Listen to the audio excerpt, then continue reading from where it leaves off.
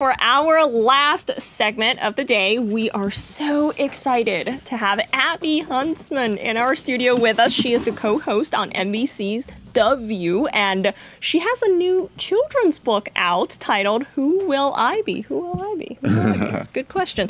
It explores the value of service and the power of giving back. And of course, joining Abby is the one and only Carrie Sheffield. She's the founder of Bold, who is a longtime friend of Abby's. So great to have you guys here. Abby, we're so happy you're here on Bold. You know it's a big day when Carrie Sheffield shows up. I feel very special. But congratulations to you, by the way, because I've followed Bold from the beginning. And I remember when you told me about this idea. And I'm just so happy with how well it's done. And you're doing so many great things. Well, we're happy you're here to talk about your book because I followed you when you were pregnant. And, in fact, I think I have a picture of you at Fox News when we were both on Fox and Friends together. Look how pregnant I was. I saw the baby before. So I've been following you before, and now after you have your little baby girl. So tell us about your book and tell us why you wrote it. Yeah, that's really where the inspiration came from, is when I got pregnant. You never really tell yourself, I'm going to write a book or I'm going to be an author. That wasn't really my goal. But I think as every soon-to-be mom goes through, you have sort of an anxiety of what world am I going to raise my child in, and how am I going to teach them the values that I was raised with. I was always taught about service. My grandpa served, my two brothers were in the military, my dad has served this country, and he's over in Russia as the United States ambassador. And I said to my husband, we live in New York City, we live such crazy lives, like I don't know that we're going to be able to teach our kids what we were taught about service and about selflessness and giving back. And we're in this world of, it feels like reality TV, which I love, by the way, and selfies and, everything else. And he said, why don't you write a story for our daughter that you can read to her and you can teach her about, all the jobs in our community all around us that we don't often recognize or notice that are helping us all, that are giving back, whether it's the teacher or the local politician or the garbage truck driver, construction worker, whatever it is. Yeah. And so I put this story together, and I put everything into this book, and it all came together. And I think it's a great story about Isabel is my daughter. She's the main girl in the book, and in the end, she basically says, I don't know what I want to be when I grow up, but I know I want to be a helper. I know I want to do something that helps people. So I think it's a good message for today in this crazy world we live in, that we all need to hear. It's good for kids, but it's also good for all of us to be reminded to take a step back. Yeah. To, when you're walking down the street, say, you know what? Let's thank that person. Let's be reminded of all the good that's in this world still. Yeah.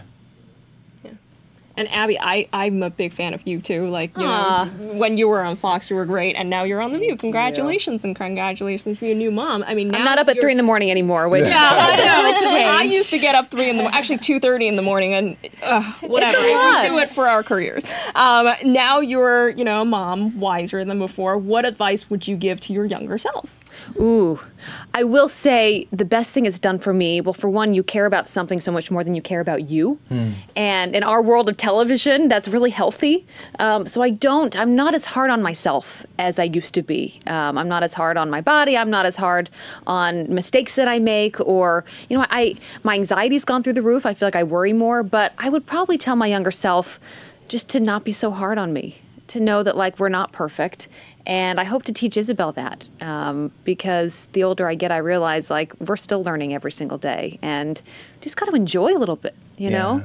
Not put so much pressure on ourselves. Yeah, even like a while ago, going back to some of your older tapes, you look very natural. And, just being in that anchor chair, I know, like, sometimes, like, hey, haha, everything's great. And then I'm like, everything's falling apart. Horrible. Yeah. And that comes from, that anxiety comes from, oh my God, I want everything to be perfect. To be perfect. I want to do everything well. I got advice from Roger Ailes, of all people, who had a bad falling out and all that. But he was a genius at what he did in terms of talent and television. He gave me the advice when I went to Fox. He said, people are going to see you on the camera and they're going to see that you're an attractive woman, or that, your hair's perfect.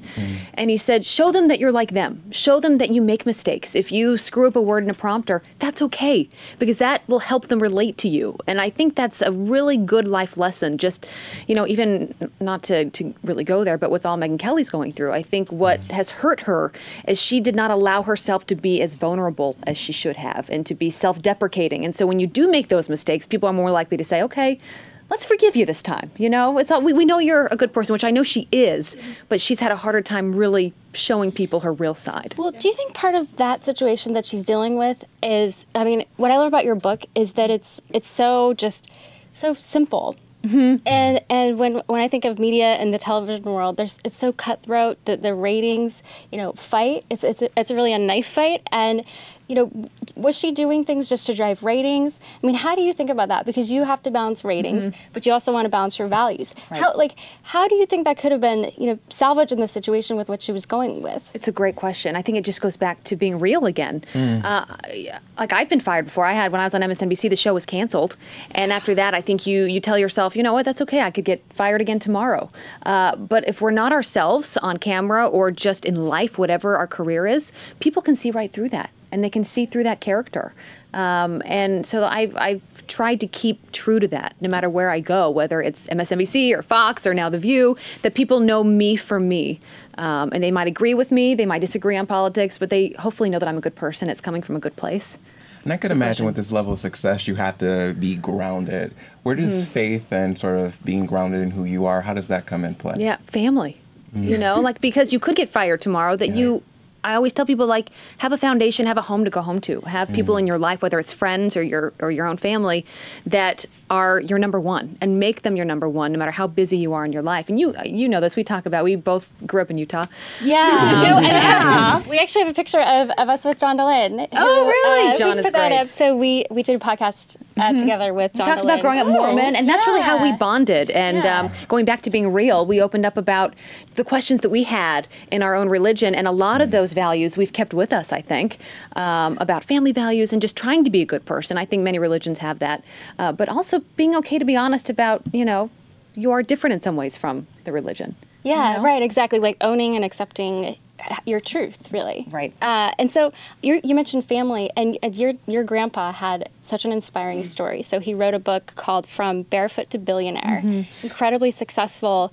Do you think in our culture today that we inculcate this idea that I could come from anywhere, from the lowest, start from the bottom and get there? Do you think people feel entitled to things and they're not as interested? Do they feel like the world is against them? Are they feeling victimized when they should really just be working? Yeah, it all comes back to attitude. Because you hear stories of people that came from nothing and they turned it into everything. Not immediately, but there's, over time they figure it out. And the opposite, people that come from everything and turn into nothing. Yeah. And so my grandpa, going back, he's taught me so much about life. He also wrote a book called Winners Never Cheat, and just about your character and being a good person. He said, if I ever make it in life, I'm giving that money back to finding a cure for cancer. And he did just that. And our family would be like, that'd be nice to have that money for us, but we're also grateful because he taught us, no, if you can do something good, leave it behind and keep making this world a better place. So I owe a lot to him in particular for teaching me that. Paying it forward. Yeah. To the next generation. Well, thank you so much for being here, Abby. It's great to actually see you in person. Isabel, we have a picture with her bold baby bib. Oh, yes. She's been a bold fan from the beginning. Oh, she was so little then. Now she's 11 months. There she is. She's a bold woman from the beginning.